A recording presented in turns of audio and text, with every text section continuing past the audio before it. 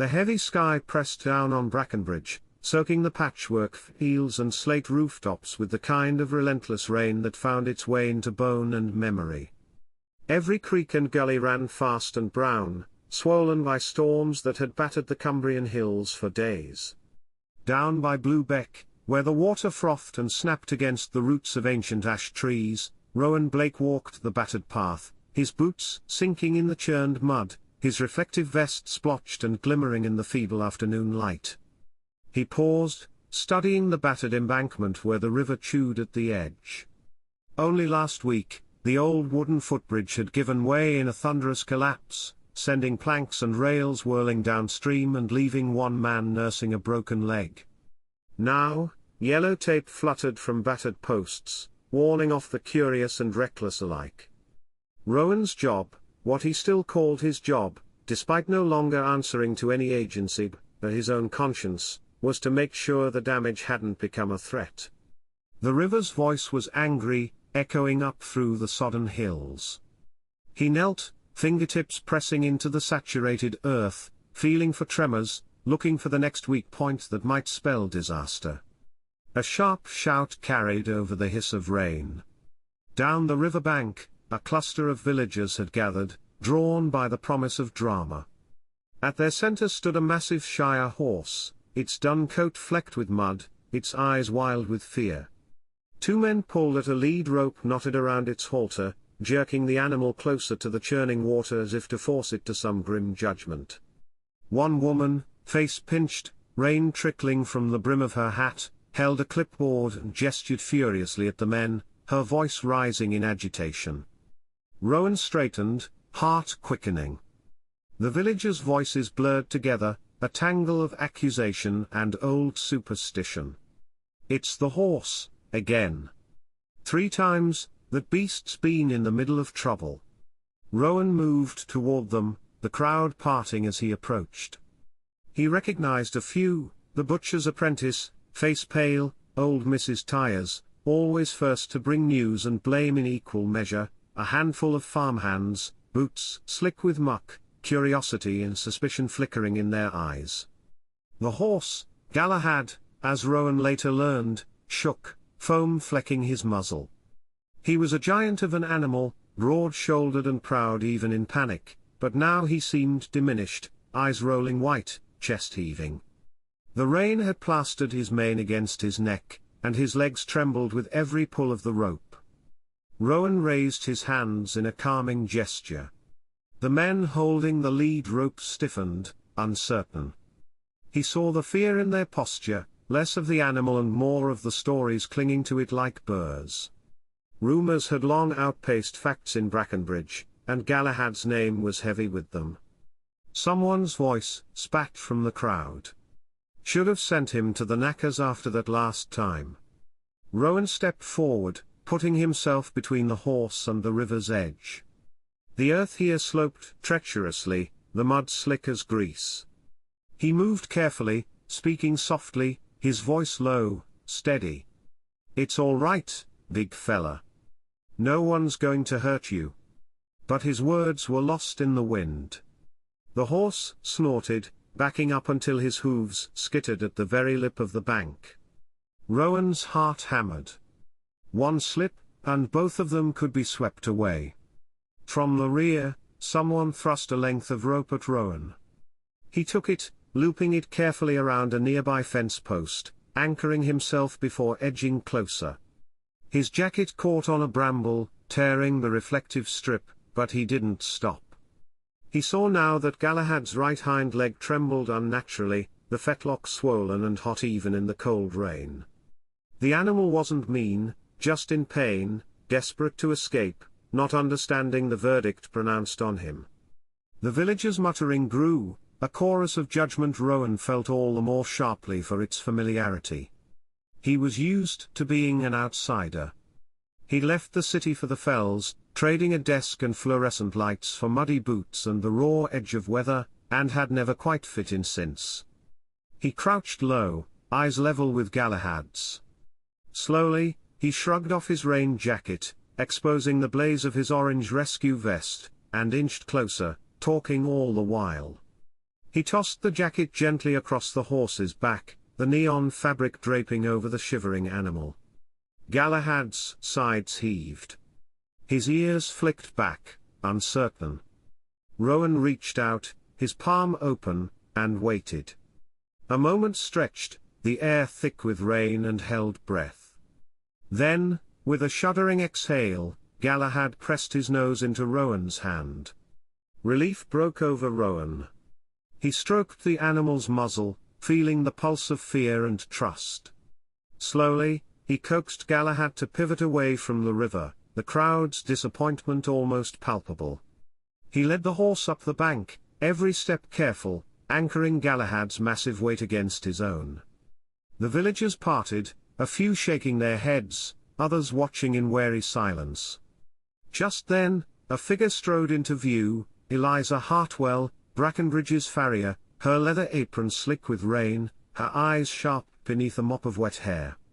She swept a quick glance over Galahad, her practiced hands running along his injured leg. With a shake of her head, she turned to the villagers, voice crisp. "This horse isn't dangerous. He's hurt, not mad." But the crowd wasn't so easily convinced. Rowan heard their whispers, the words cutting deep. "You always take in lost causes, Rowan. Someday it'll bite you." He ignored them, his attention fixed on Galahad, who, though still trembling, leaned closer, seeking comfort. As Eliza checked the halter, Rowan noticed something, a small metal tag affixed to the old leather, engraved with a crest, a pair of antlers above a flowing river. The symbol of Weatherfell estate. Rowan's brow furrowed. That was Lord Harrow's land, ancient, rich, and feared as much as respected. What was a cursed horse from such noble stock doing here, ready to be condemned? The wind whipped harder, shaking droplets from the trees. Rowan felt the weight of the moment settle on his shoulders. The crowd, still watching, began to disperse, their whispers lingering in the rain.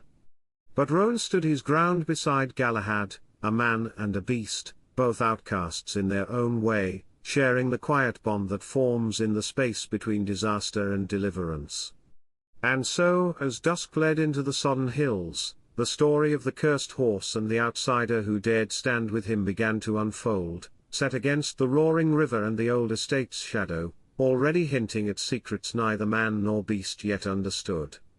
By the time Rowan guided Galahad to the small paddock behind Eliza Hartwell's forge, night was pressing down, thick and wet, wrapping Brackenbridge in a cloak of mist and muted light. The horse shivered in the cold, nostrils flaring with the damp air, and Rowan moved slowly, careful not to startle him further. Every step left a crater of mud, the rain having turned the ground into a churned mess. Eliza moved silently alongside them, her hands skilled and gentle as she checked the horse's swollen fetlock again. "No malice," she muttered, brushing her fingers along the tendon, "just an old injury aggravated by fear and stress." Rowan nodded, his eyes scanning the paddock. "Good," he said, though his mind was elsewhere. Something about Galahad's origin nagged at him, the Weatherfell crest, the rumors of misfortune, the uncanny intelligence in the horse's eyes. That crest meant pedigree, power, influence.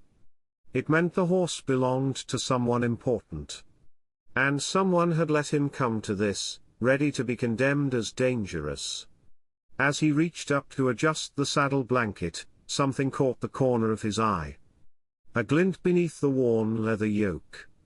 Rowan bent down, fingers closing around the edge of a tiny leather pocket, stitched cleverly into the underside of the saddle pad. A small, thin USB drive was sewn in, hidden, protected. He stared at it for a moment, heart thudding. A USB. Why would someone hide digital files in a horse's saddle? It was deliberate. Careful. And valuable. "Looks like someone didn't want this getting lost," he muttered, pulling it free. Galahad stamped one hoof, then nudged Rowan gently with his muzzle, as if sensing the gravity of the discovery. Eliza frowned. Where'd that come from? Rowan held up the device. Don't know yet. But it's ours for the moment. His fingers itched to plug it in, but his instincts warned him to be cautious. Whoever had hidden this here was clever, and desperate. Before Rowan could ponder further, a figure emerged from the shadows of the forge. The night air carried the faint smell of wet wool and old books, a scent that always clung to Alfred Whitby. The old man moved slowly, but his gaze was sharp, honed over decades mapping the hills and rivers of Cumbria. When he saw the USB, his eyes widened, a flicker of both hope and fear crossing his face. "That symbol," Alfred said, voice low and trembling. "On the collar of this horse. Those markings? Those are Ordnance Survey coordinates. They're old, barely legible, but precise. Someone's marked locations. Important ones." Rowan's pulse quickened. "Important how?" Alfred shook his head. "Depends who you ask. And who you don't want to find out.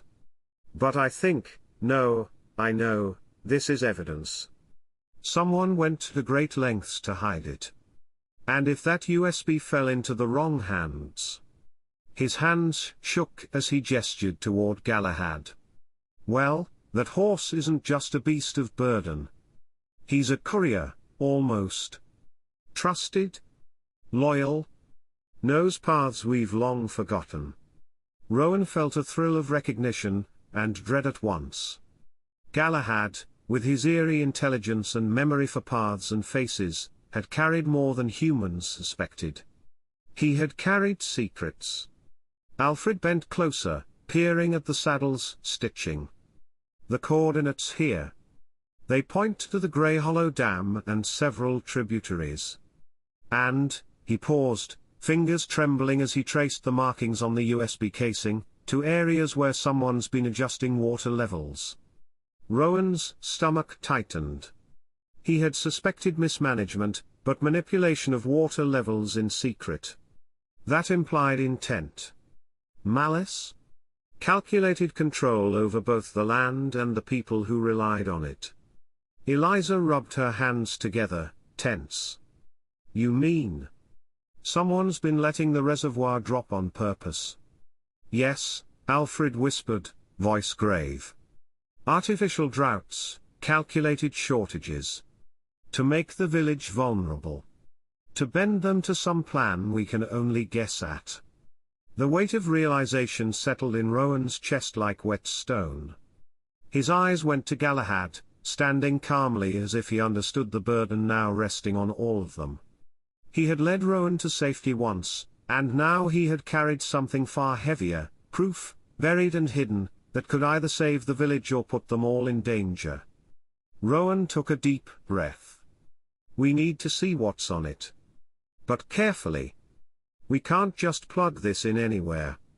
Whoever hid it could have made sure it leaves a trace, or worse." Alfred nodded. "I have a secure laptop. Tethered and isolated. No network access. We can see the files without triggering any alarm." They moved inside Eliza's workshop, the scent of iron and coal filling the small space. Galahad followed, massive hooves making soft impressions in the damp ground. Once the horse was settled near the fire, Rowan opened the USB on Alfred's old but reliable machine. The files were organized meticulously, maps, spreadsheets, PDFs, images, each one time-stamped and annotated. Rowan scrolled through the first document, brow furrowing. It was a detailed hydrological study of Greyhollow Dam, complete with diagrams showing the reservoir's capacity, water levels over time, and areas prone to erosion. But then he noticed something that made his blood run cold, annotations in red, marking dates when valves had been opened outside official schedules. "Look at this," Rowan murmured. "They've been testing. Lowering the dam under the radar. 6 months ago, at least." Alfred leaned closer, eyes scanning the charts. "Exactly?" And if you cross-reference these coordinates with the maps, you'll see the pattern. They've been making the village appear water-starved, creating an artificial crisis. Eliza's hand clenched the edge of the workbench. To scare them. Make them comply with. What? Rowan exhaled slowly, tension clawing at him. To force them to accept whatever comes next. Maybe sell land. Maybe relocate. Whoever did this is clever and ruthless. The images that followed left them silent. Photographs of gates and valve controls, angles showing the dam's structural weak points, and the most damning of all, a series of emails from a Harrow Water contractor named Samuel Morley. He had meticulously documented the adjustments, then disappeared. Some of the emails ended in desperate pleas, unanswered requests for help. Alfred's eyes went wide with shock. Morley. He's the one who sent this. Yes, Rowan said, voice low. He must have known the danger and tried to leave proof behind. That's why the USB was hidden here, sewn into the horse's saddle. He trusted Galahad, or someone knew the horse would survive where humans might not. Emotional tension hung heavy. Galahad, who had once been labeled cursed, now stood as the silent guardian of the village's salvation. The villagers had scorned him, feared him, called him unlucky, and yet here he was, the one keeping secrets alive when humans failed. Alfred's hands trembled as he held up a map. And the coordinates. They point to more than just water management. Some of these lead to old quarries, abandoned mines. Dangerous places. He risked everything to hide this. Rowan felt a surge of both gratitude and fear. If this information got out too soon, or fell into the wrong hands, the consequences could be deadly. The artificial droughts had been a warning, a test. Now, armed with the proof, they could confront the truth, but they were stepping into dangerous territory. He looked at Galahad, nostrils flaring in the smoky warmth of the forge, eyes bright and alert. You're more than just a horse, Rowan murmured. You're the reason we might have a chance to stop this. Before it's too late. Eliza put a reassuring hand on the horse's flank. And you're not alone. We'll get through this together, all of us. Outside, the wind howled around the stone walls, carrying whispers of rain and ancient hills. Rowan knew the calm inside was temporary. Danger lurked. Harrow Water had influence, reach, and determination. But with Galahad, Alfred, and Eliza at his side, armed with the hidden USB and the knowledge it contained, Rowan felt the first flicker of hope. He tapped the screen, opening the next folder, contracts, invoices, and internal memos from Harrow Water. Names of contractors, dates of operations, financial records, each one a thread leading deeper into a web of deceit. As the trio absorbed the scope of the evidence, Rowan realized the truth. They were holding the village's fate in their hands. And the horse that everyone feared had just become their most trusted ally. For the first time that night, Rowan allowed himself a small, bitter smile. The cursed horse had a name. The secrets had a path. And the battle to protect Brackenbridge was only just beginning. The storm had eased by morning, leaving behind a wet, trembling world where mist clung to the fells like a shroud. Rowan Blake stood at the edge of Blue Beck, staring at the muddied waters, the same river he had walked along days ago, now deceptively calm.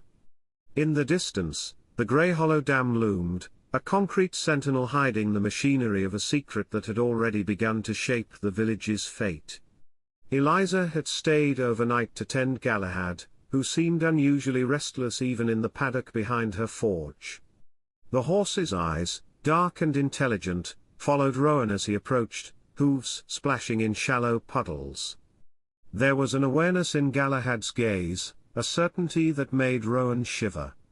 The horse had carried them to safety once, and he would continue to guide them, even into danger. Alfred Whitby arrived shortly after dawn, carrying a satchel stuffed with maps, notebooks, and a thermos of strong tea. His steps were careful but purposeful, the old surveyor's eyes flicking between the USB and the river as he set down his belongings. "We need to overlay these maps," Alfred said, spreading the fragile papers across a wooden bench in Eliza's workshop. The room smelled of soot, wet leather, and the faint iron tang from Galahad's hooves. Coordinates from the USB, Morley's notations. If we match them with Greyhollow's water levels over the past 6 months, the pattern will become unmistakable. Rowan knelt, tracing the lines with a gloved finger. Each measurement, each marked valve, revealed an intention, an unnatural lowering of the dam at precise intervals. It was deliberate. Every reduction in water level corresponded with periods when the village faced shortages, when crops wilted, and wells ran dangerously low. "It's engineered," Rowan said, voice tight. "They've been creating scarcity." Eliza's brow furrowed. "But why? For what purpose?" "Control," Alfred whispered. "Fear? Compliance. If people think they're powerless, they'll accept anything the authorities propose, even relocation or selling land they've held for generations." Rowan leaned back, eyes narrowing. His jaw tightened. The subtle manipulations, the calculated pressure, it was the sort of cold, systemic cruelty that could destroy lives without a single drop of blood spilled. And Harrow Water, with its wealth and influence, had executed it like clockwork. He glanced at Galahad, who shifted, hooves scraping the floor, ears swiveling at the mention of power and human schemes. The horse had survived 3 near deaths, rumors of curses trailing him, yet here he was, the unlikeliest guardian of truth. Rowan's chest tightened as he realized that the village's fate might rest entirely in the hands of this animal, and the small group now clustered around Eliza's bench. Alfred tapped on a set of overlapping maps, showing tributaries, quarries, and the reservoir's boundaries. "See here. If the dam were ever pushed past its limits during heavy rainfall, the embankments along Blue Beck and nearby farmland would fail first. People would have to evacuate, or worse.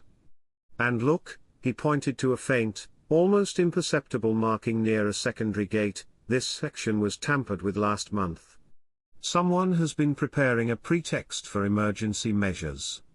Eliza slammed her hand against the bench, sending papers fluttering. "They're putting the whole village in jeopardy. They'd manufacture a disaster just to turn land into something profitable." Rowan's mind raced. He imagined the possibilities, an eco-luxe resort rising where villagers' homes once stood, Harrow Water's coffers swelling, and Brackenbridge emptied and compliant. His fingers clenched around the edge of a map. And the people? They're signing off on this, thinking it's safety. Alfred's eyes darkened. Some will. Fear makes people forget reason. A gust rattled the windows, and Galahad snorted, shifting closer to Rowan, as if sensing the weight of what lay ahead. The horse had already led them through danger before. Now, he seemed to understand, instinctively, that their next steps would be even more perilous. Rowan exhaled, reaching for his jacket. "We need to see it in the field. If the dam fails, or if someone tries to force a lower water level, then it won't just be theory. We'll have evidence of the scheme and proof that Harrow Water acted intentionally." Alfred nodded, reluctantly agreeing. "We'll follow the coordinates from the USB. Morley marked areas along the embankments, secondary gates, and sluices. If we can document tampering, we can link it directly to the contractor's last observations." Eliza rubbed her palms together, bracing against the chill. "And we take Galahad. He knows the paths better than any of us." The 3 of them moved into the hills, Galahad plodding calmly but with purpose, hooves sinking into the sodden ground. Rain had turned the trails into rivers of mud, and the wind tugged at their jackets. Rowan's heart thumped with a mix of adrenaline and fear. Every step carried them closer to a confrontation with forces that valued profit over life, and the weight of responsibility pressed upon him. By mid-morning, they reached a section of embankment near one of the old sluice gates. Rowan crouched, examining the steelwork. Rust flecked the surface, but there were signs of recent tampering, scratches too precise to be natural, hydraulic fittings slightly loosened, concrete chips that suggested forced adjustments. Alfred snapped photos with his phone, documenting each anomaly. "These aren't accidents," he said, voice barely audible over the wind. "They're calculated. Someone is creating vulnerability to justify intervention." Eliza knelt beside a sluice, examining the hinges. "Controlled damage. Look at the cuts, intentional. Someone wants it to appear weak, to force action." Rowan's jaw tightened. "And the villagers, Gareth Henshaw and the council, they'll follow the letter of the law, signing off on any evacuation. People will think they're protecting themselves when really, they're being herded." The trio moved along the embankment, each discovery more damning than the last. Broken fastenings, tampered valves, marks on concrete, all laid out a picture of meticulous, deliberate manipulation. Rowan's anger swelled. The thought of children waking to empty taps, crops dying, and families forced to abandon their homes filled him with a quiet fury. They paused at a particularly precarious section, where the embankment had a faint diagonal cut in the concrete. Galahad stopped, hooves braced, nostrils flaring. Rowan noticed how the horse's ears flicked, sensing danger or perhaps recalling a memory. "Easy, boy," Rowan murmured, hand resting on Galahad's massive neck. The animal seemed to hesitate, then led the way carefully around the cut, as if showing them the safest path while pointing out the weak point. Alfred bent close to inspect it. His hands shook as he traced the lines of the cut. "This is it. This is what Morley tried to warn us about. Controlled weakening of the embankment. And if heavy rain comes..." He didn't finish. The implication hung in the air like the mist around them. Rowan looked up at the reservoir, grey and still in the morning light. The surface betrayed nothing of the peril below. But the data, the tampered sluices, the markings on the embankments, they told a story of impending catastrophe. The hand of Harrow Water, guiding events from above, orchestrating a drought, and preparing an artificial disaster, became chillingly clear. Emotional tension coiled tight in Rowan's chest. The villagers were unaware, their trust in authority misplaced. Galahad, the horse everyone had labeled unlucky, had carried hidden truths to safety. And now, with evidence in their hands and the storm still lingering in the hills, Rowan understood the stakes. If they failed to act, the engineered drought would culminate in chaos. Rowan exhaled slowly, glancing at his companions. Alfred's face was pale, eyes scanning the ground for more markings. Eliza's jaw was set, hands clenched. And Galahad, standing steady despite his size, seemed to radiate confidence and guidance. The horse, once blamed for accidents and considered cursed, now carried the key to the village's survival. Rowan felt a deep, abiding respect for the animal.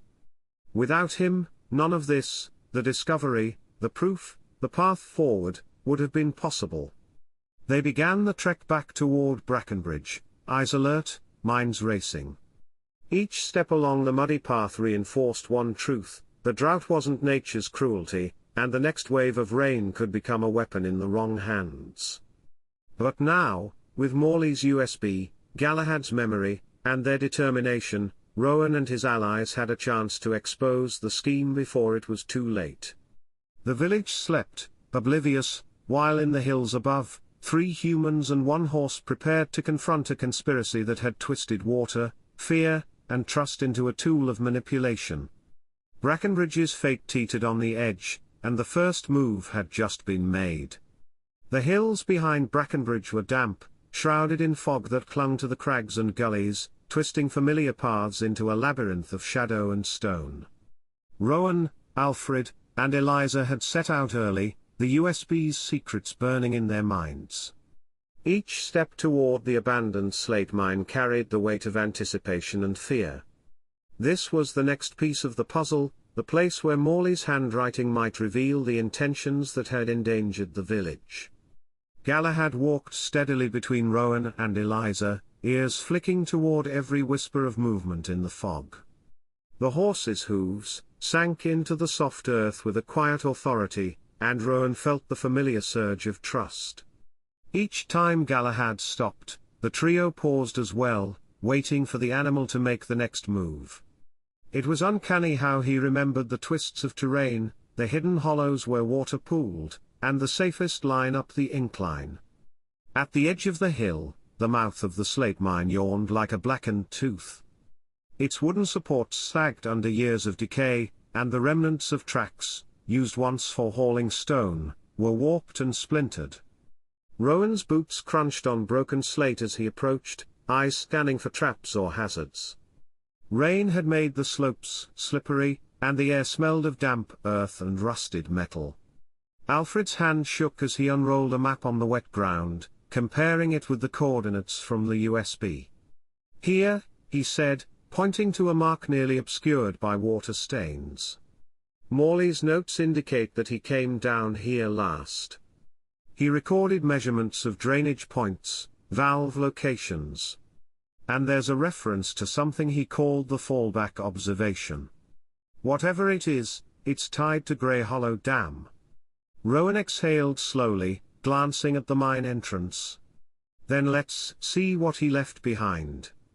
They moved inside, torches flickering against the damp walls.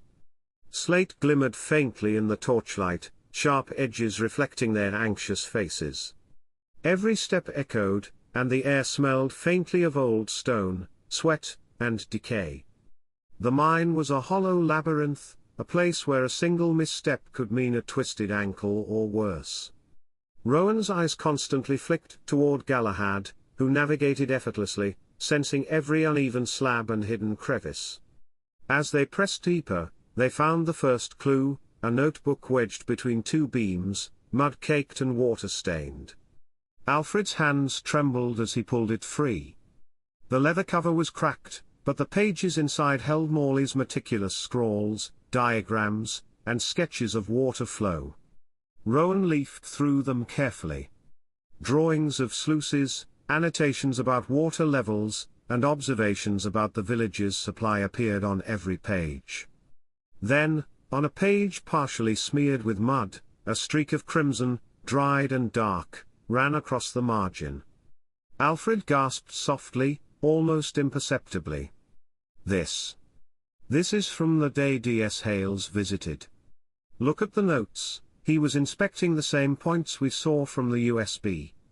Eliza stiffened, hands tightening around her torch.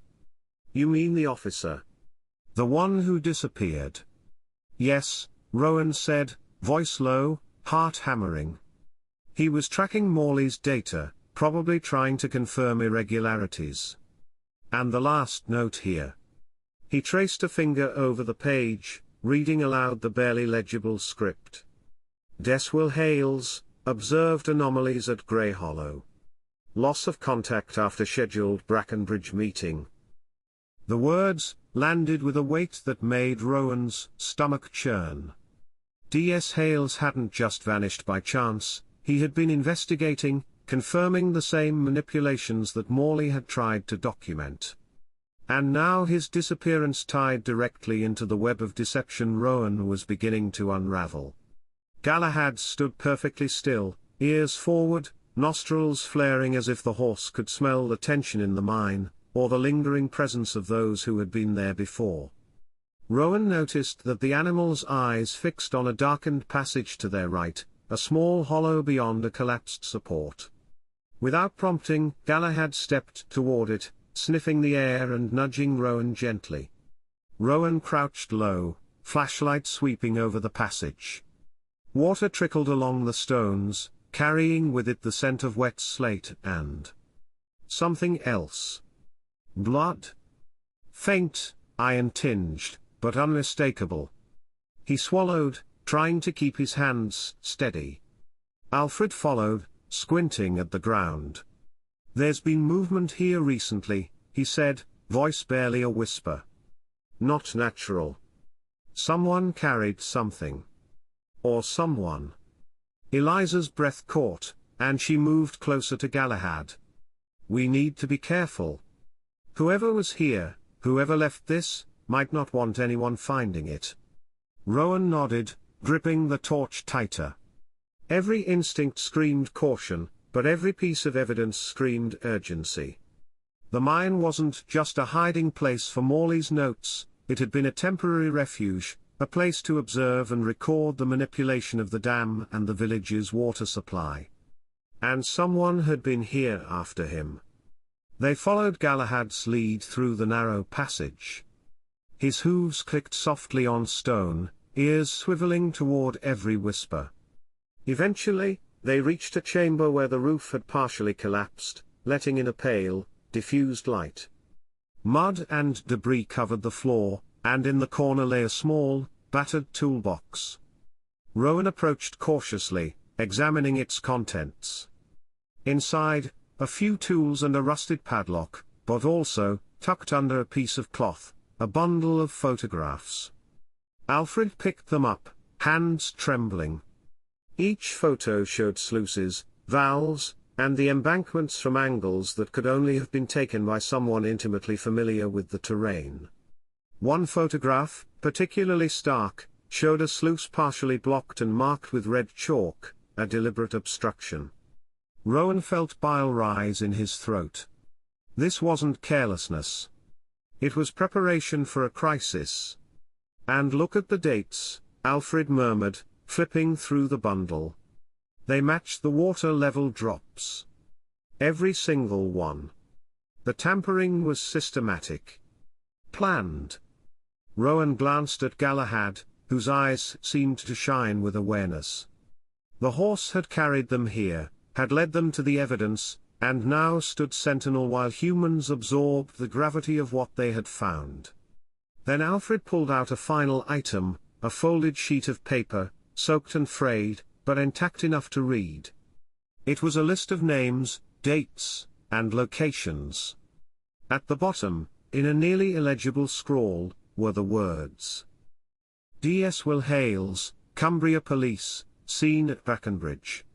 No contact since inspection. Rowan's stomach tightened. Hales had been here. And now, like Morley, he was gone.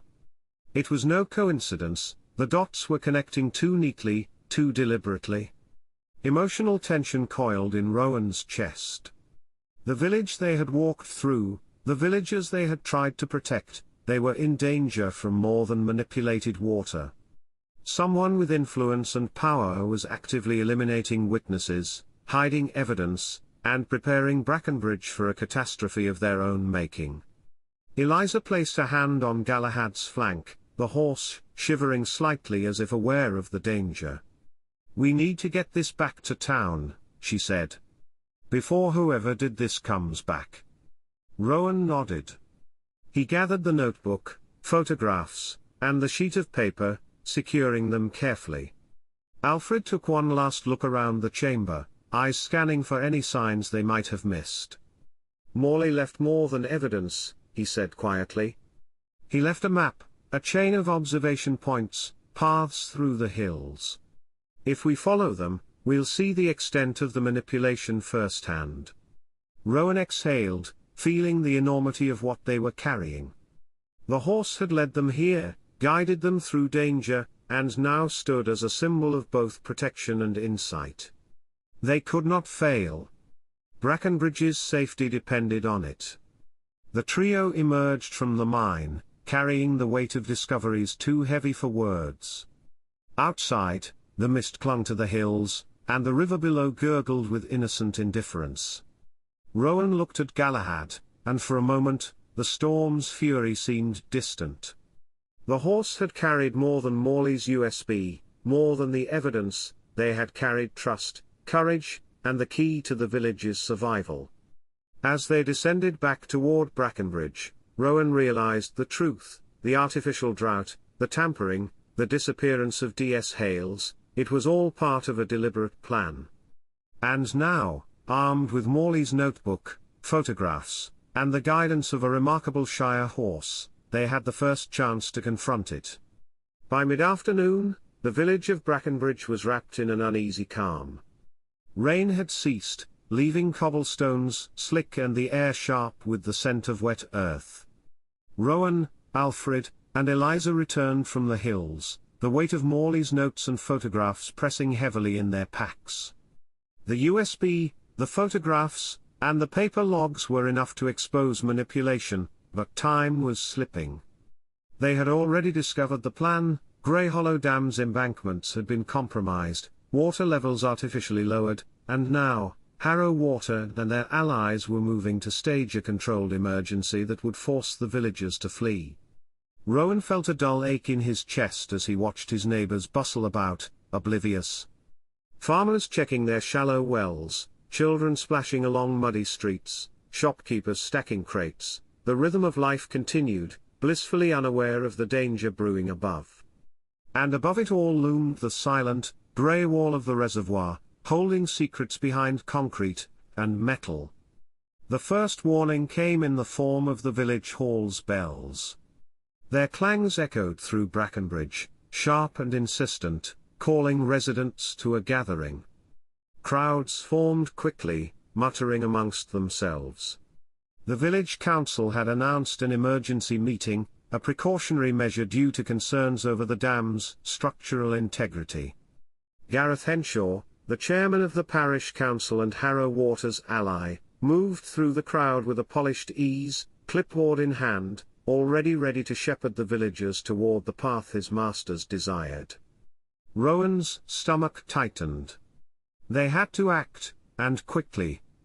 He watched Galahad paw the ground restlessly, sensing the shift in tension. The horse had been right before, and now he seemed aware that the next step carried weight beyond observation, it carried action. Inside the hall, the council's members occupied the front row, faces composed but determined, while the villagers filled the wooden benches, voices low with nervous speculation. Rowan, Alfred, and Eliza slipped in quietly, positioning themselves at the back, away from prying eyes. Rowan's gaze scanned the room, noting the tense gestures, the whispers, and the mounting unease. Gareth Henshaw rose to speak. "Thank you for assembling so promptly," he began, voice measured and calm.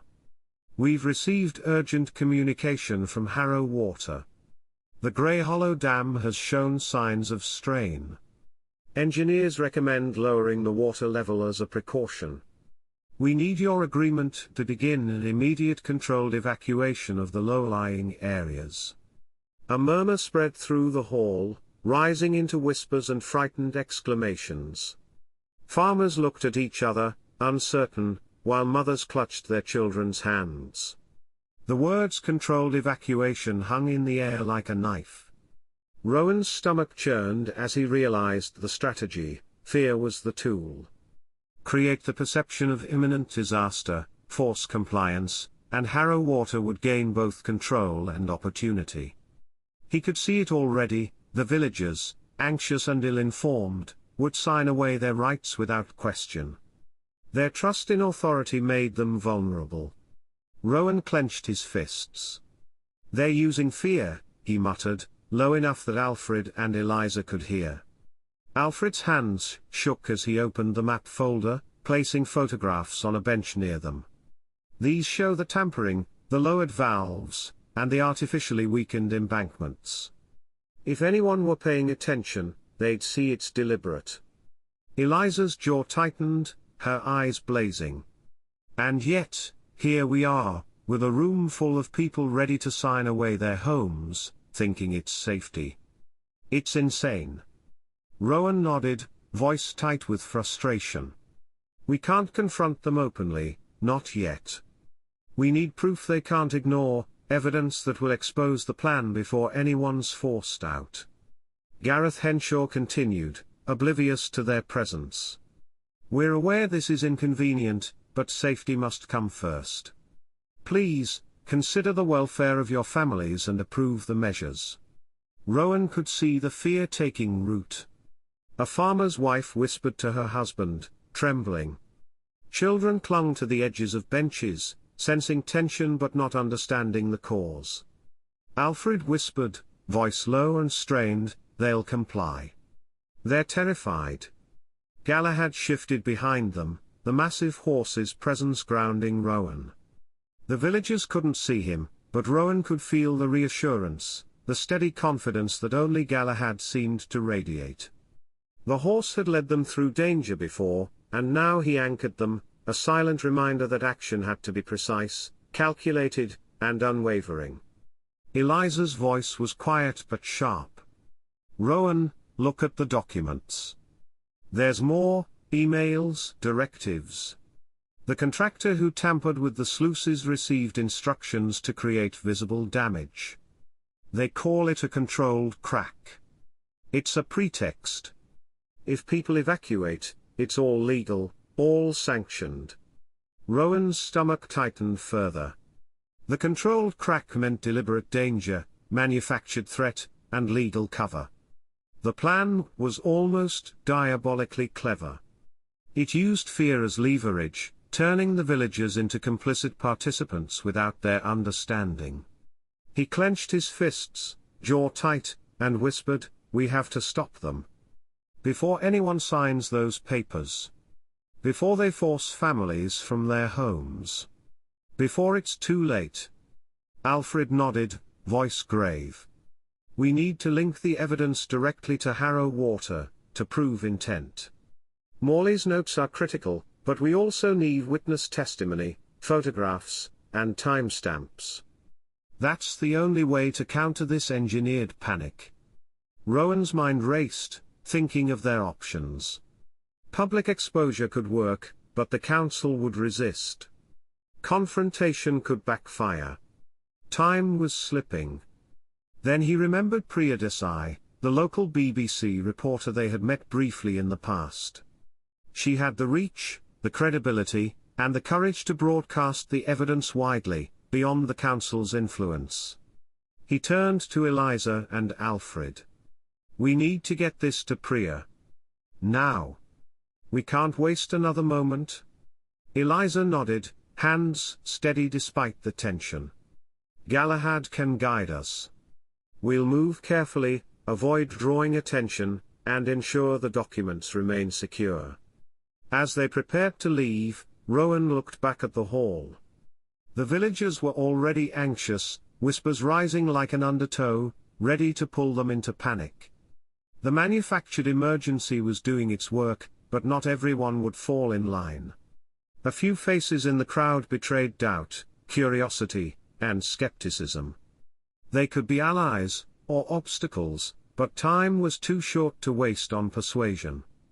Rowan's gaze returned to Galahad, who nickered softly, sensing the urgency. The horse had become more than a guide, he was a lifeline, a bridge between human determination and instinctive understanding of terrain and threat. With him leading the way, they had a chance to intercept the plan, to turn the engineered emergency into exposure and resistance. They slipped out through a side door, careful to avoid the council's attention, and moved quickly toward the hills. Rain had left the trails slick and treacherous, but Galahad navigated effortlessly, memory guiding them past collapsed paths and hidden shortcuts. The storm had reshaped the hills, but the horse's intelligence made the treacherous terrain manageable. Rowan's heart pounded with a mix of urgency and fear. Each step toward safety and evidence was also a step toward confrontation. Every moment delayed was a moment closer to the council executing the false emergency. Families would be uprooted, and the plan would succeed if they didn't act. By the time the village was just a haze of rooftops below them, Rowan felt the weight of responsibility pressing down. They had the evidence, the horse, and the determination. But confronting Harrow Water's plan would require courage, precision, and trust, not just in each other, but in the improbable guidance of Galahad, the horse everyone had feared. Rowan glanced at his companions, determination etched in their faces, and then at the path ahead. Somewhere, beyond the hills and the mist, the engineered emergency was ready to unfold. And if they didn't act, the lives of every resident of Brackenbridge could be manipulated, endangered, and controlled, all to serve the interests of those who valued profit over people. The horse's steady steps echoed in the mist, a rhythm of certainty in a world teetering on fear. Rowan exhaled, tightening his grip on the documents and glancing at Alfred and Eliza. "This is it," he said, voice low but firm. "Time to show the truth. Time to stop them."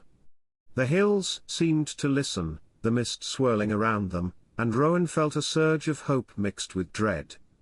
With Galahad leading, and evidence in hand, the first strike against the false emergency was theirs to make. The village hall was packed, air thick with tension and the lingering scent of damp coats and nervous anticipation. Rowan, Alfred, and Eliza entered quietly, carrying Morley's notebooks, the USB, and the photographs. Galahad followed, a silent, towering presence that drew glances and whispers. The horse had become more than a guide, he was a living symbol of the truth they carried, and now he stood like a sentinel in the back of the hall, nostrils flaring, ears swiveling toward every movement. Inside, Gareth Henshaw stood at the front, clipboard in hand, ready to present the council's recommendation to lower the Greyhollow Dam's water levels. His polished demeanor was meant to reassure, but it only served to heighten the tension. Villagers leaned forward in their seats, anxious, fidgeting, some whispering prayers, others muttering doubts. Rowan could feel the weight of expectation pressing down on him, the stakes had never been higher. Rowan approached the front, sliding the USB into Alfred's laptop. The old surveyor's hands trembled slightly as he opened the files connecting the maps, photographs, and notes from Morley with the current state of the dam. Projected onto the hall's makeshift screen, the images were stark, photos of tampered valves, cut embankments, and sluices deliberately obstructed. Annotated graphs showed manipulated water levels, lowered precisely to create a perception of drought. The villagers gasped. Whispers rose into murmurs, and murmurs into shocked conversations. Rowan scanned the faces, farmers froze mid-breath, mothers clutched their children, and the older residents exchanged horrified glances. The data was irrefutable, and the implications were chilling. "Look here," Alfred said, voice shaking slightly but steady. "These photographs and charts prove that water levels were deliberately altered. Every drop reduced at intervals that coincide with the village's shortages. And this," he held up Morley's notebook, "documents the intentional weakening of embankments. It wasn't natural. It wasn't accidental. It was engineered to create fear and compliance." Rowan watched as some villagers began to grasp the magnitude of the manipulation. Their eyes widened, voices trembling with shock. But not everyone reacted the same way. A few still looked skeptical, accustomed to trusting authority and assuming that official announcements came from good intentions. At that moment, the doors swung open. Lord Sebastian Harrow entered, impeccably dressed, despite the storm outside, his presence commanding immediate attention. His expression was calm, measured, almost regal, and his eyes scanned the hall with an air of controlled confidence. "Good afternoon," he began, voice smooth, resonant. "I understand there are concerns regarding the dam, but I assure you, everything has been handled according to protocol. These files," he glanced at the projected images, "appear to be misleading. Morley's records are incomplete, and this USB, well, it's clearly been manipulated." A ripple of murmurs spread through the hall. Rowan felt a surge of frustration. Harrow's calm demeanor and confident denial could sway the undecided. But the villagers were beginning to see the evidence firsthand, and the truth had gravity that even Harrow's presence could not erase. Rowan stepped forward, voice firm. These aren't just files or rumors. Morley documented every adjustment, every lowered valve, every tampered embankment. And this, he gestured toward the images, is the proof. The villagers have the right to see what's been done to their homes and their water supply. Harrow's eyes narrowed, and he took a step closer, his polished shoes clicking against the wooden floor. Mr. Blake, I admire your concern, but these are allegations. Unverified, incomplete. They could incite panic if taken out of context. Rowan felt a tightness in his chest but held his ground. Allegations backed by evidence are not opinions. This is reality. You've engineered fear to control people, and the village deserves to know. Galahad shifted behind him, nostrils flaring and ears pricked forward. Children in the back of the hall noticed the massive horse and began to gather near him, curious and unafraid. The atmosphere shifted slightly, a softening of the crowd's tension as Galahad's presence lent authority to Rowan's words. The horse's quiet power reminded the villagers that the evidence was tangible, that there were guardians of truth even in the midst of human deceit. Priya Desai, a local BBC reporter, had arrived unseen, setting up a live-stream feed that began broadcasting the unfolding confrontation. Her camera captured the hall, the projection of the dam's tampering, and Galahad standing silently but authoritatively in the back. For the first time, the village's plight, and the manipulation by Harrow Water, was reaching beyond the hall's walls. Rowan guided the villagers through the evidence systematically. He showed the sequences of tampered valves, the cut embankments, and the patterns of lowered water levels. Alfred explained the technical implications, connecting the dots between data and potential disaster. Eliza added context about the horse and the safe navigation of embankments, emphasizing the real-world danger. Emotional tension surged in the hall. Villagers shifted, some shaking their heads in disbelief, others reaching out to touch the projected images, trying to process the reality of what had been hidden from them. All this time. We thought it was nature, bad luck. And it was them. Whispered one older woman, eyes wide with fear and anger. Harrow tried to regain control, gesturing calmly. Please, remain reasonable. The council has always acted in good faith, and there is no immediate danger. This USB and the photographs, taken out of context, do not constitute proof of negligence. Rowan's voice rose, cutting through the tension. Taken out of context. Morley's own notes, dates, photographs, and the dam's manipulated state are context. You've been creating the illusion of crisis to force evacuations. That's intentional. That's manipulation. That's putting people at risk. The crowd murmured, growing louder, questions and exclamations overlapping. The evidence was undeniable, and Harrow's composed demeanor was beginning to falter in the face of public scrutiny. Children moved closer to Galahad, patting his broad neck. The horse's calm presence seemed to anchor the villagers, giving them courage to question authority and listen to truth. Alfred took a deep breath, pointing to a photograph of a sluice blocked with debris. This is the same sluice that Morley documented last summer. It was intentionally obstructed. If a heavy rain occurs, like the one we just had, it could have led to catastrophic failure. The villagers' homes, their farmland, and lives would have been directly endangered. This was not oversight. This was calculated. Henshaw shifted uneasily, whispering to Harrow. The tension between the council, the corporate presence, and the villagers became palpable. For the first time, authority faced public accountability fueled by evidence, courage, and the inexplicable yet commanding presence of a horse who had survived scandal and suspicion. Rowan stepped back, letting Galahad's presence speak silently. We aren't asking for blind trust, Rowan said, voice strong. We are asking for truth. You have the proof? You can see what's been done. Decide for yourselves. The hall erupted in murmurs, shouts, and questions. For the first time, fear shifted into agency. The villagers were no longer passive recipients of directives, they were witnesses to the evidence, empowered to confront the deception. Harrow's composure cracked subtly, eyes flicking toward the camera. The live stream had gone public, the evidence now visible to anyone online. The controlled narrative he relied upon was beginning to crumble.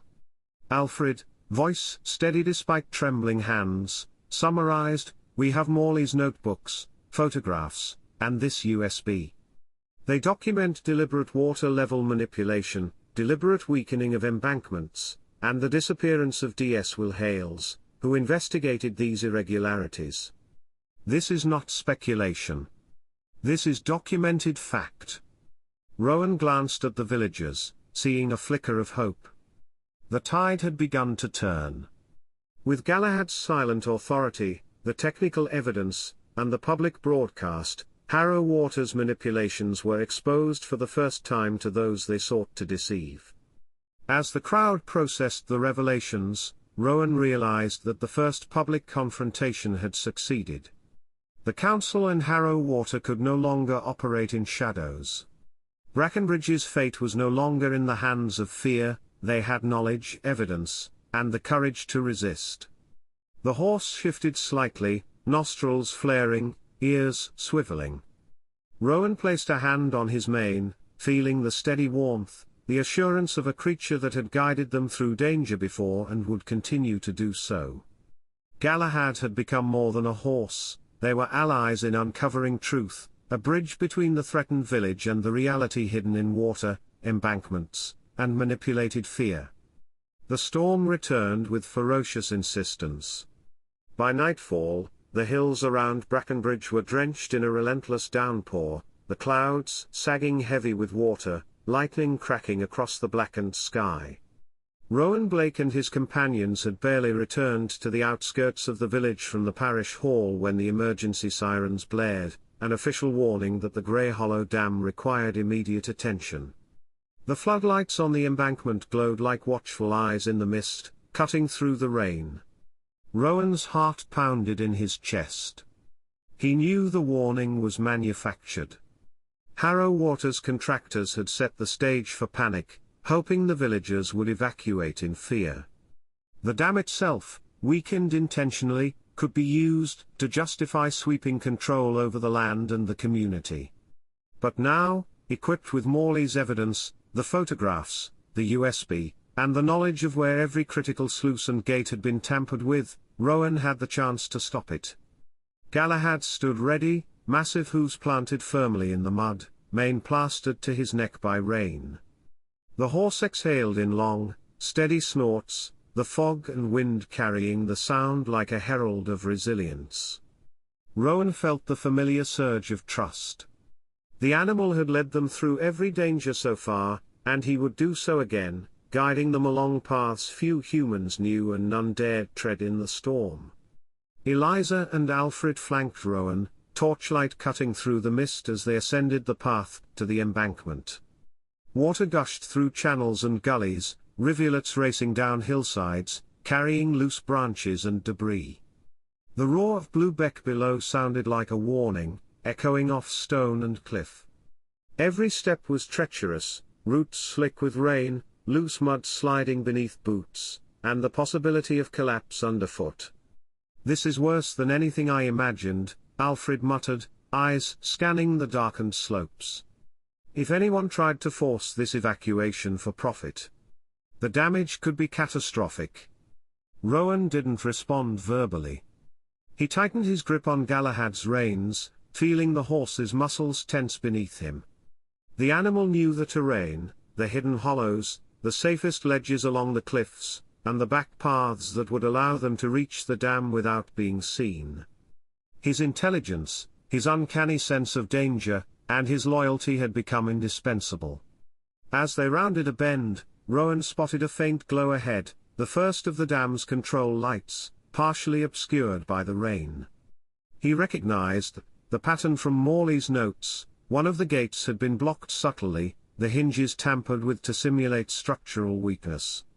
If the contractors followed through, it could initiate a cascade of failures designed to justify the false emergency. "Easy, Galahad," Rowan murmured, stroking the horse's wet neck. The animal's breath steamed in the cold air, eyes focused forward, nostrils flaring. He moved deliberately, navigating a narrow, muddy ledge that sloped precariously toward the edge of the river below. Eliza crouched beside him, steadying herself against the wind. "If that gate fails during the rain, the villagers won't have a chance," she said, voice tight. "We have to get there before it's too late." Rowan glanced back at Alfred, who was checking the maps under his torchlight, confirming every coordinate and path. The storm howled around them, rain lashing faces, soaking clothes, and turning the trail into a ribbon of mud and water. But with Galahad leading, they moved with confidence that belied the chaos. The team reached the first tampered sluice, and Rowan knelt, inspecting the bolts and the subtle chipping around the edges of the hinge. "This is where they started," he muttered. "A controlled weakness. Someone intended for this to fail under pressure." Galahad pawed the ground impatiently, ears flicking back toward the embankment. Rowan realized the horse was urging them forward. Every step of the way, Galahad seemed to anticipate danger, the soft give of a patch of mud, the sudden snap of a broken branch, the subtle tilt of a weakened concrete slab. They pressed on, rain soaking their clothes, boots slipping, the wind screaming in their ears. The dam's emergency lights flickered, illuminating the water's surface in brief, eerie flashes. And then, in a hollow chamber beneath the embankment, they saw it, the electrical box, wires frayed and rigged, cabled to a makeshift triggering mechanism designed to simulate catastrophic failure. Rowan's stomach knotted. This wasn't just manipulation, it was active sabotage. Someone had placed industrial explosives or a triggering device that could be activated remotely, creating the illusion of structural compromise. The rain pounded relentlessly, making every surface slick, every step perilous, but Rowan didn't hesitate. Alfred's hands shook as he approached. This is the final piece," he said, voice almost a whisper. "The box, the triggers. Everything Morley warned about.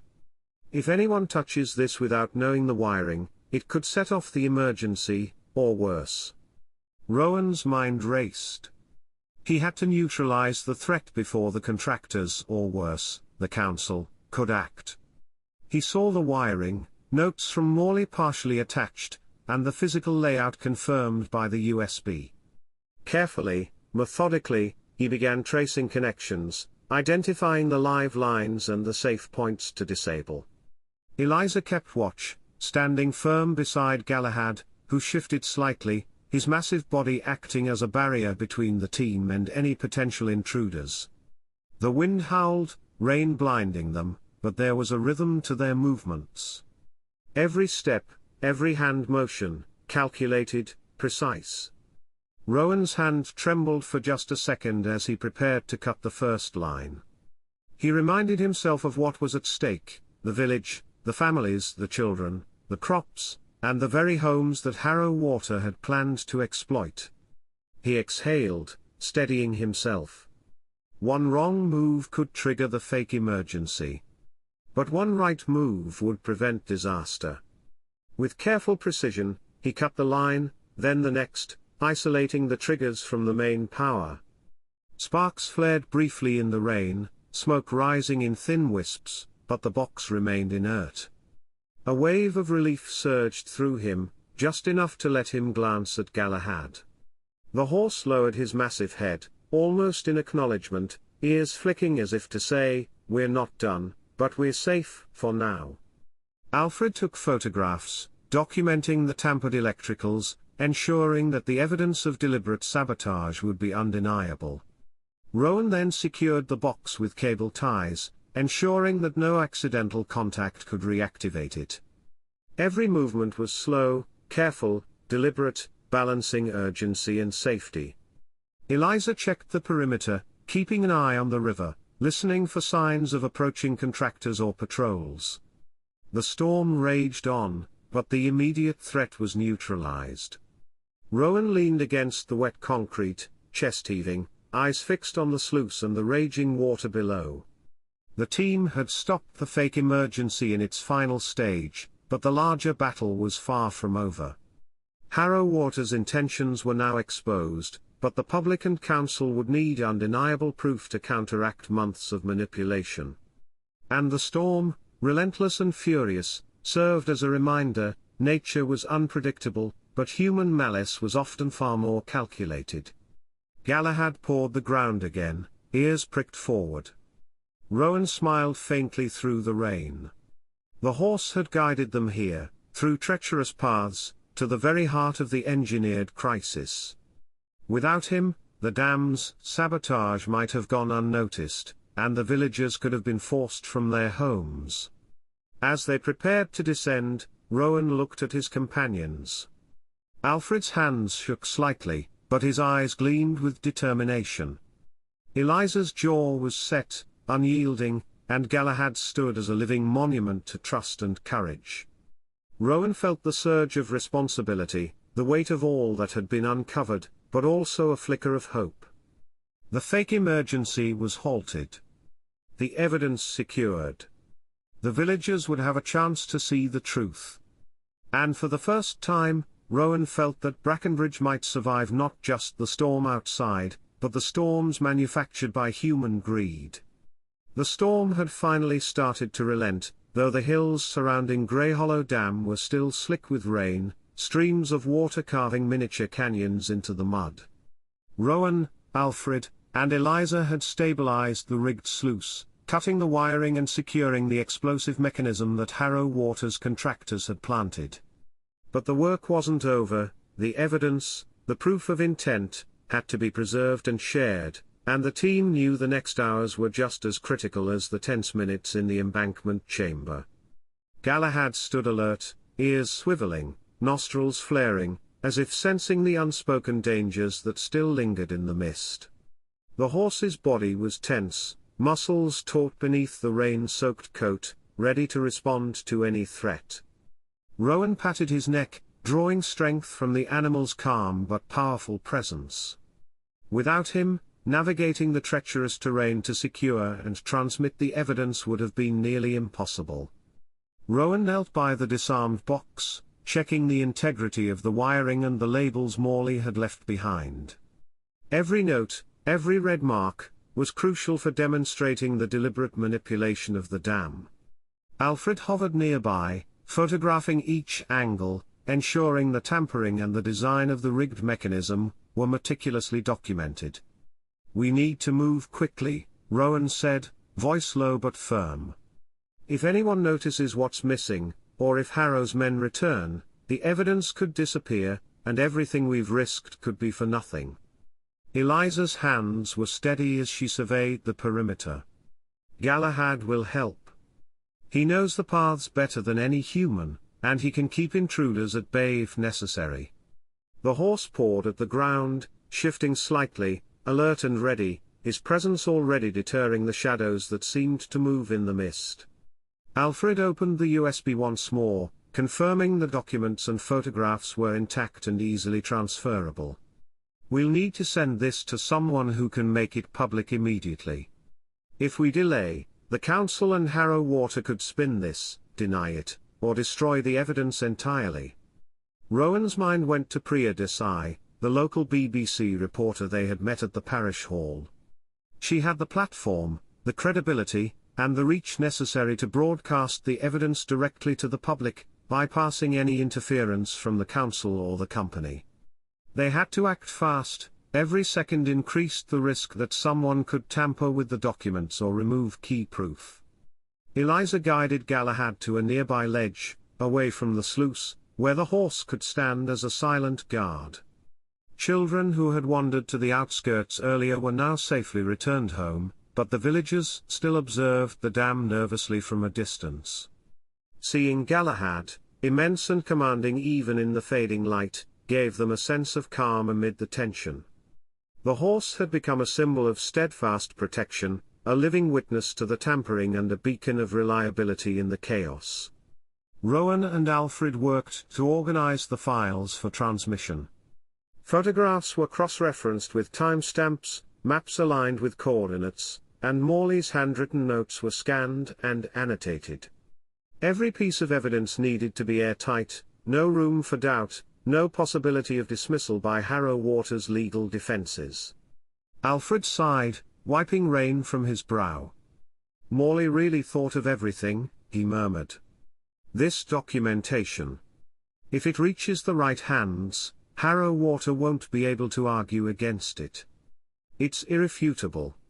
Rowan exhaled, scanning the embankment once more. We'll create a 4K video compilation, overlay the photos, maps, and notes, and Priya can broadcast it directly. There won't be any room for misinterpretation. Eliza's hands moved over Galahad's mane as she stroked him, murmuring softly. The horse nuzzled her gently, sensing her tension but responding with reassurance. Through him, we have leverage. He's saved lives, guided us through impossible terrain, and now he's keeping watch while we finalize everything. Rowan nodded. Exactly. Galahad's presence alone adds credibility. The villagers trust him, and that will reinforce the evidence. He's not just a horse, he's a sentinel. As the team worked, Rowan took photographs of Galahad positioned prominently near the sluice, his massive frame framed by the fading stormlight and the turbulent water below.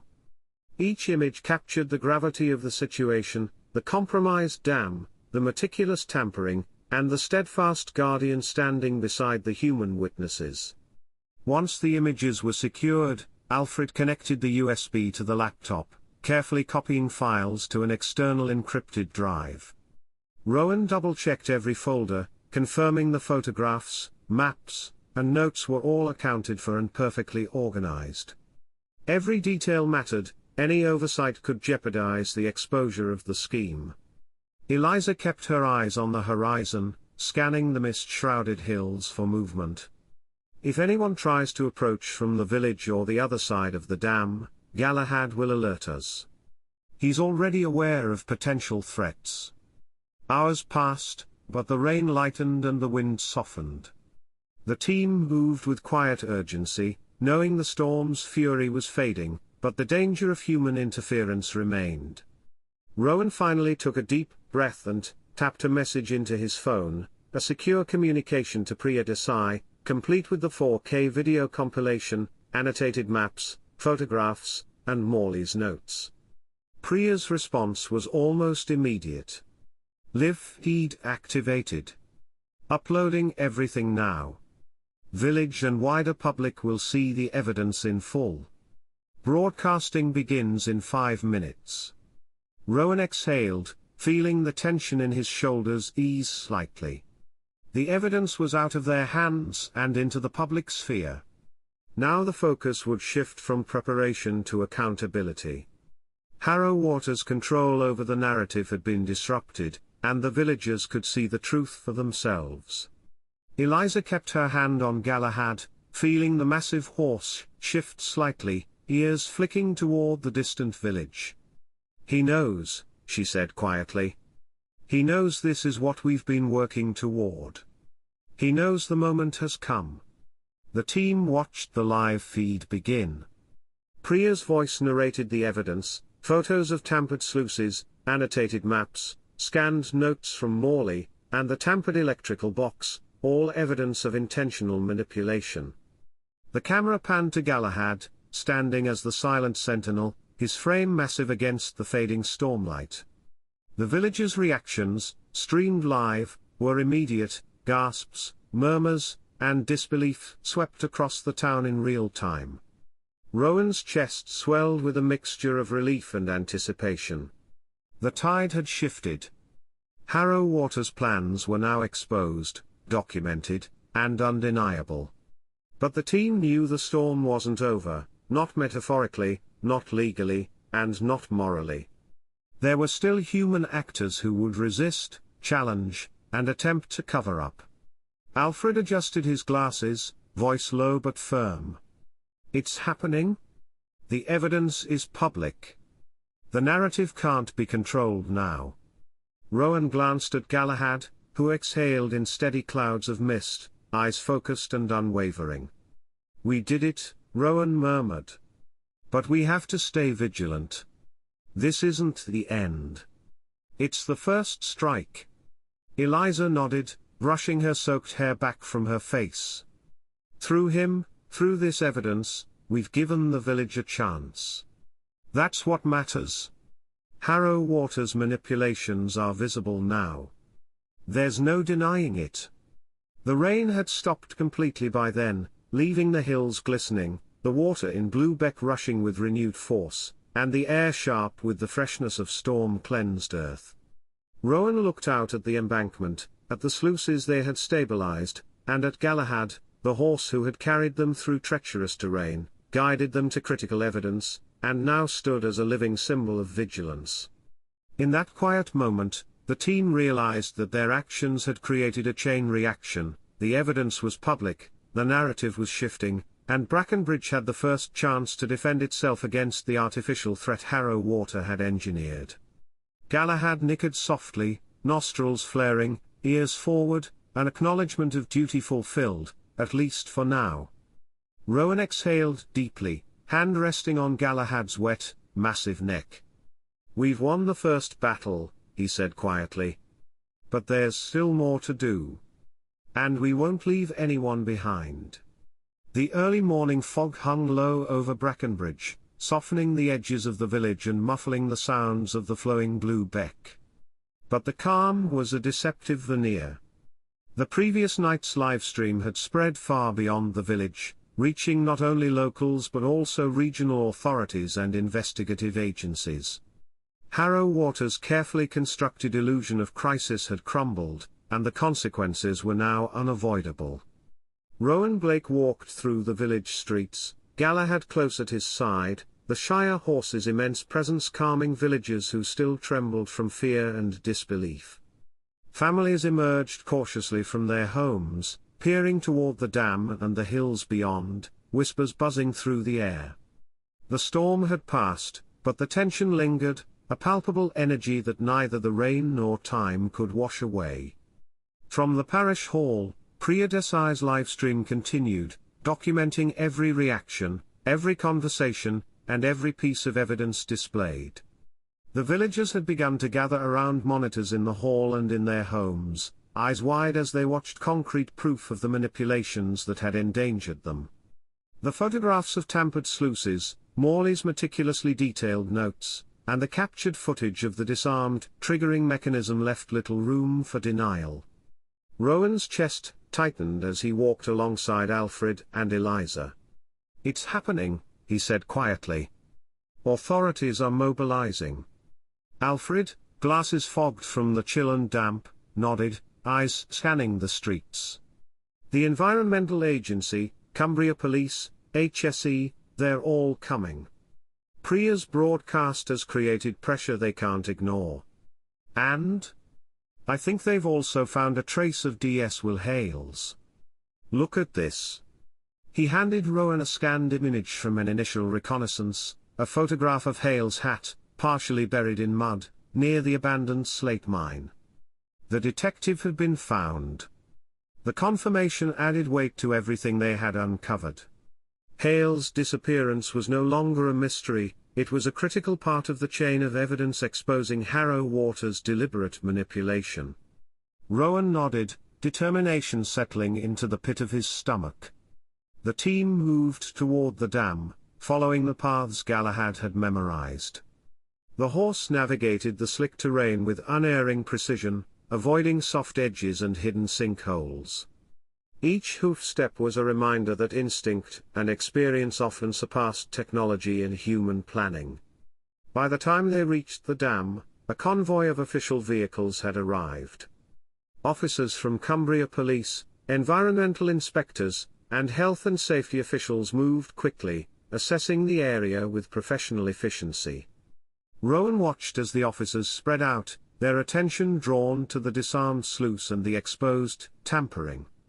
Henshaw and a few other council members were present, their faces a mixture of disbelief, fear, and resentment.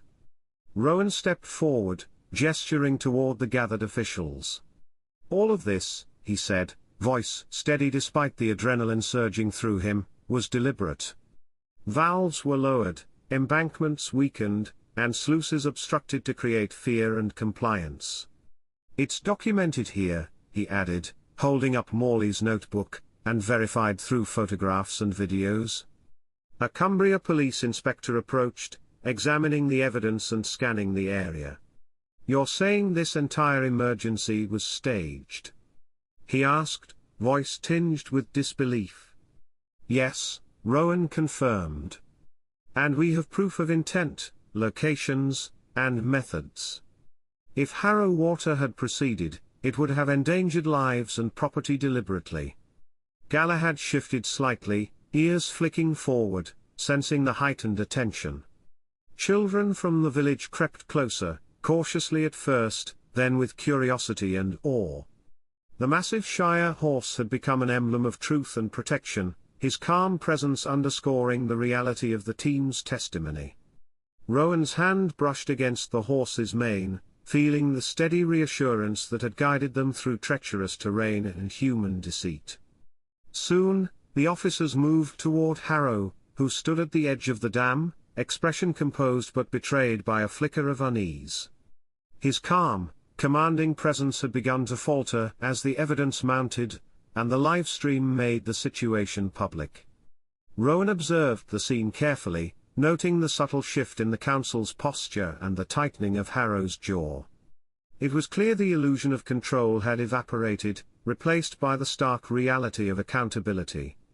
One of the police officers addressed Harrow directly. "Lord Sebastian Harrow, you are under investigation for the deliberate endangerment of the public and falsification of environmental safety measures. You will be detained for questioning." The words echoed over the dam and down the hillside, carrying weight and finality. Rowan felt a surge of relief mixed with tension. Harrow's influence and power had always seemed insurmountable, but the combination of evidence, public exposure, and the presence of authorities had finally leveled the playing field. Meanwhile, Alfred carefully led investigators to the locations indicated in Morley's notes, highlighting the deliberate alterations to the dam and embankments. Every photograph, every diagram, every annotation provided undeniable proof that the supposed emergency had been orchestrated to manipulate and control the village. Rowan watched as the officers discovered D.S. Will Hale's body in a hidden niche of the old slate mine, confirming the connection outlined in Morley's records. The news spread quickly among the officials, and Rowan felt the somber weight of their findings.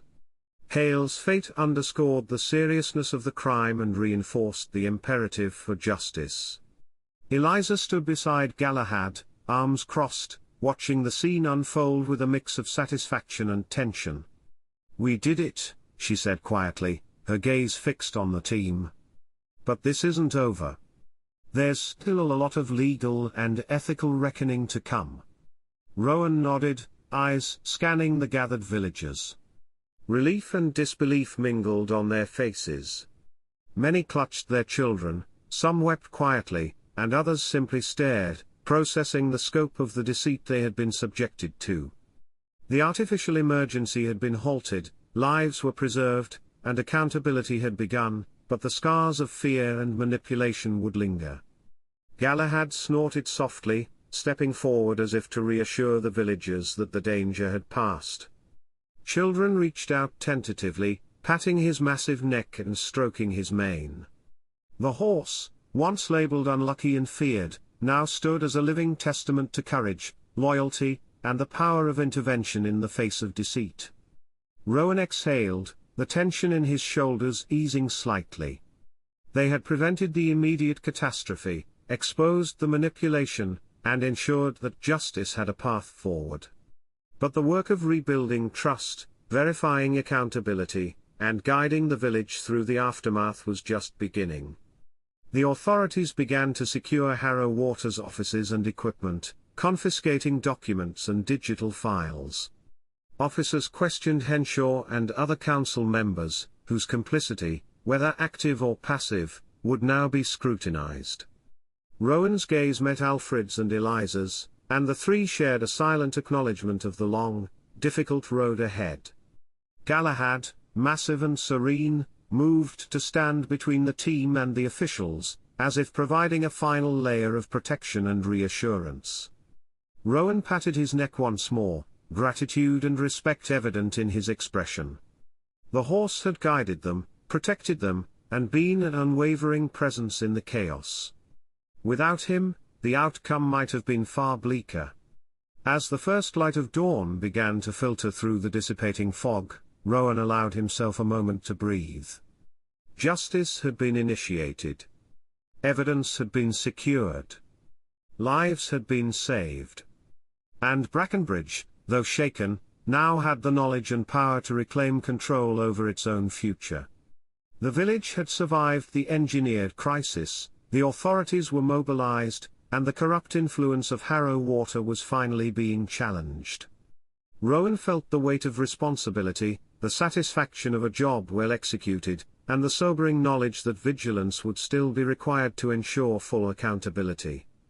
Galahad lowered his head, nostrils flaring gently, as if sensing the conclusion of one chapter and the beginning of another. Rowan leaned forward, pressing his forehead against the horse's massive muzzle. "We made it, boy. You led us to the truth." The team stood together on the damp embankment, watching the authorities and villagers work side by side, beginning the process of restoration and justice. The storm had passed, both literal and figurative, and the first steps toward accountability had begun in earnest. 6 months had passed since the storm, the sabotage, and the live stream that exposed Harrow Water's deliberate manipulations. Brackenbridge had begun to breathe again, cautiously but with a renewed sense of determination. The village was alive with activity, repairs were underway, embankments reinforced to modern safety standards, and water infrastructure upgrades promised a more secure future. The memory of fear remained, but it no longer controlled them. Rowan Blake stood at the edge of Blue Beck, the river running clear and full, reflecting the soft morning sun. Galahad grazed beside him, mane glinting in the light, hooves sinking lightly into the damp grass. The horse had become more than a companion or guide, he was a symbol, a living testament to resilience, courage, and the preservation of truth. Children ran along the riverbank, laughing, some daring to follow Galahad's massive steps, while villagers moved about with renewed purpose, repairing homes and rebuilding livelihoods. The village council had been overhauled, Harrow Water's influence dismantled, and the once trusted contractors and officials implicated in the manufactured crisis were either facing legal proceedings or had resigned in disgrace. The trials were ongoing, and the national press had covered every detail, thanks to Priya Desai's persistent reporting. Rowan had watched the coverage, relief washing over him, as public accountability finally began to match the scale of the crimes. Eliza Hartwell approached, holding a freshly made halter in her hands. "It's for him," she said, indicating Galahad. "Engraved, Galahad, from burden to beacon. It's a small gesture, but it matters." Rowan smiled, placing a hand on the horse's massive neck. Galahad nuzzled him gently, the warmth of connection reassuring and grounding. The villagers had embraced the horse with gratitude, their previous fear replaced by admiration. He had guided them through treacherous paths, safeguarded evidence, and reminded them that loyalty and courage could bridge the gap between ordinary humans and extraordinary circumstances. Priya Desai had organized a small ceremony by the river to honor Galahad, the live stream capturing every moment. Children led the horse along the banks, placing flowers and garlands over his mane, while villagers applauded, some wiping tears from their eyes. Rowan watched, chest tight with emotion, recognizing that this moment of acknowledgement extended far beyond the horse. It was for the village itself, for the courage to confront deception and restore justice. Rowan's thoughts drifted to Morley, whose meticulous documentation had made all of this possible, and to D.S. Will Hales, whose disappearance had been a painful but pivotal piece of the puzzle. Their sacrifices were not forgotten. Now, with the evidence firmly public and the authorities pursuing the investigation, justice was beginning to unfold. Harrow Water faced multiple charges: fraud, environmental negligence, and deliberate endangerment, and the trials had already shaken the foundations of corporate complacency. As the ceremony concluded, villagers gathered around Rowan, Alfred, and Eliza, offering quiet thanks, nods of respect, and stories of how the intervention had saved lives and property. Rowan felt a deep sense of fulfillment, tempered by the memory of the danger they had faced. He had acted as a guide, protector, and advocate, but it was the combined efforts of the team and the extraordinary presence of Galahad that had ensured the village survived intact. Alfred adjusted his glasses, surveying the crowd. "It's a new beginning," he said softly. "The evidence, the exposure. It's set a precedent. Other communities will take note. Harrow Water isn't just being held accountable, this is a warning to anyone thinking they can manipulate public trust with fear." Rowan nodded, watching the villagers begin to carry out repairs with renewed vigor. He felt a quiet pride, knowing that the work they had done, risking life and limb, exposing powerful interests, had tangible results. The village's infrastructure was stronger, the community more informed, and the people more confident in their ability to resist manipulation. Galahad shifted, nostrils flaring in the cool morning air. Children ran to pat him, their laughter ringing like a bell across the river. Rowan leaned against the horse, pressing his forehead gently to the massive muzzle. "You led me to the truth, boy," he murmured. "You carried the burden, and now you're the beacon." The Shire horse exhaled softly, calm and steady, as if acknowledging Rowan's words. In that quiet moment, Rowan felt a sense of closure, a bridge between the chaos of the engineered crisis, and the restored order of Brackenbridge. Galahad had not only survived the accusations, the fear, and the treacherous paths, they had all emerged stronger, guided by instinct, intelligence, and loyalty. As the day unfolded, Rowan walked the village streets with Eliza and Alfred. They observed the ongoing repairs, the conversations among neighbors, and the slow but deliberate restoration of community trust. Families had returned to their homes, livestock grazed safely, and the river's renewed flow provided both sustenance and reassurance. The artificial drought and the manufactured emergency were now part of the village's history, a story of manipulation overcome by courage and collaboration. Priya continued her coverage, now focusing on the human stories behind the evidence, the villagers who had remained calm, the children who had learned courage, and the team that had risked everything to expose the truth. Rowan watched the footage, noting how the combination of live reporting and tangible proof had ensured that Harrow Water's influence could no longer dictate narrative or action. As dusk approached, Rowan found a quiet moment by the river with Galahad. The horse lowered his head, muzzle grazing the water, while Rowan reflected on the journey from the first confrontation at Bluebeck to the exposure of deliberate sabotage, the recovery of D.S. Hale's fate, and the public accountability now underway. "This was never just about the dam," Rowan whispered, stroking Galahad's mane. "It was about standing for truth, even when everything seemed against us. You showed me that courage can come in many forms. And sometimes, the most extraordinary guidance comes from those we least expect." Galahad nickered softly, a low, resonant sound that seemed to affirm Rowan's words. The bond between man and horse had become the cornerstone of the village's survival, a symbol of trust, loyalty, and the quiet heroism often overlooked in ordinary life. The village of Brackenbridge, once threatened by engineered scarcity and fear, now moved forward with strengthened infrastructure, renewed community spirit, and the knowledge that accountability could triumph over manipulation. Rowan, Alfred, and Eliza had played their part, But it was Galahad, the horse labelled cursed and unlucky, who had guided them through every peril, from the storm-lashed hills to the hidden mechanisms beneath the dam. As the sun dipped below the horizon, casting golden light across the water, villagers began a small festival by the river.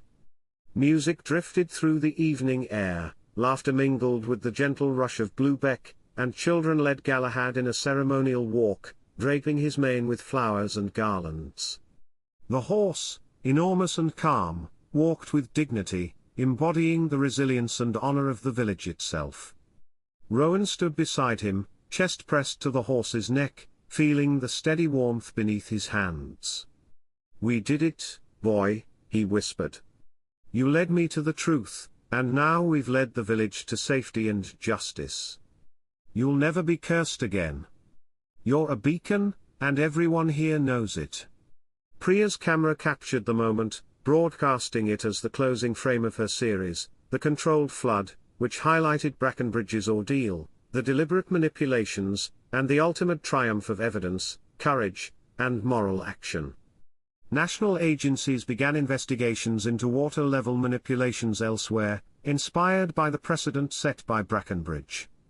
Rowan finally stepped back, letting the villagers celebrate, letting Galahad rest, and taking in the restored river, the repaired dam, and the community standing tall against deception. The crisis had passed. Justice had begun, accountability was underway, and Brackenbridge had emerged stronger, guided by an extraordinary horse, the vigilance of a dedicated few, and the courage to act on truth. For Rowan, the journey was personal as well as civic. The man who had once been an outsider, walking muddy paths and facing storms, had now played a pivotal role in protecting a community, and exposing corruption. And as he rested his forehead once more against Galahad's muzzle, he realized that the bond forged in fear, risk, and shared purpose would endure far beyond any storm, any manufactured crisis, or any court proceeding. Galahad exhaled softly, ears flicking toward the horizon. Rowan smiled, eyes reflecting the golden light of the setting sun. "You've done more than lead me," he whispered. "You've led everyone here to truth, safety, and honor. And we'll never forget it." The festival continued into the evening, a celebration of life, courage, and community, with Galahad honored at its heart. Brackenbridge had survived, rebuilt, and flourished, guided by evidence, vigilance, and an extraordinary horse who transformed fear into hope.